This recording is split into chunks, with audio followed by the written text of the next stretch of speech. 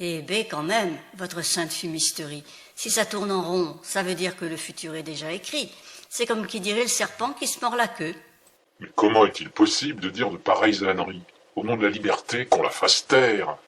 Il est vrai, sympathique Trouffignon, que la matière se relie en permanence, ou plus exactement, se projette en permanence. Le futur sera donc approximativement ce qui a été vécu la dernière fois, sauf qu'il y a toujours des impondérables, une découverte qui vient plus tôt ou plus tard, des forces obscures qui jouent avec les probabilités, etc. Mais il y a des points clés incontournables qui recadrent le circuit, ce qui fait que les choses se relisent un peu comme une partition de jazz. Il y a une mélodie principale dans laquelle quelques musiciens peuvent improviser, et d'autres pas du tout. Ah, cher ami, quelle nébulosité!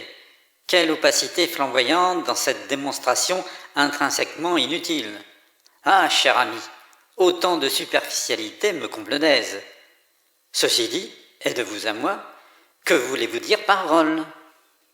Nous ne remercierons jamais assez le plouc aveugle de poser des questions, car sans questions, il ne saurait y avoir de réponse. Dans la matière, il y a trois choses, l'esprit, la pensée et la conscience cosmique. Or, la conscience cosmique mémorise à la virgule près.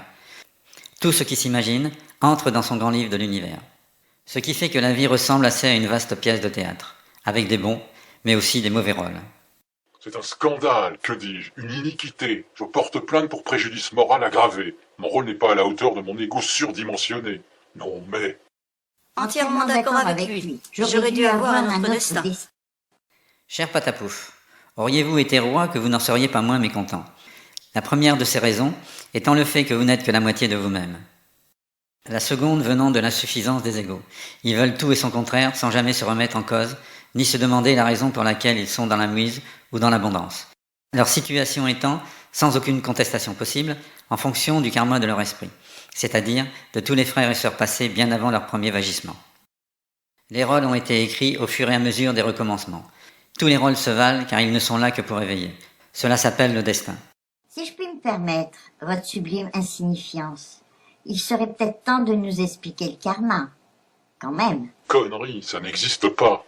En fait, chère illusion, tous les actes de la vie engendrent un déséquilibre qu'il faut redresser aussitôt par un acte complémentaire, un peu comme le marcheur qui va d'un pied sur l'autre. Le karma, c'est la remise à zéro permanente de nos actes. Si l'un des plateaux baisse, il faut faire pression sur l'autre pour le remonter. Si l'âme absorbe de la sombritude et s'enfonce, il faut lui injecter de la clairtitude pour la remonter. Ce qui, bien évidemment, ne se fera pas sans quelques petites contrariétés. Il y a donc des actes qui font monter le plateau et d'autres qui le font descendre. Vous là, ok. S'il vous plaît. Le karma est donc là pour réajuster. Si vous écrasez, votre alter ego sera écrasé. Roi d'un côté, mendiant de l'autre.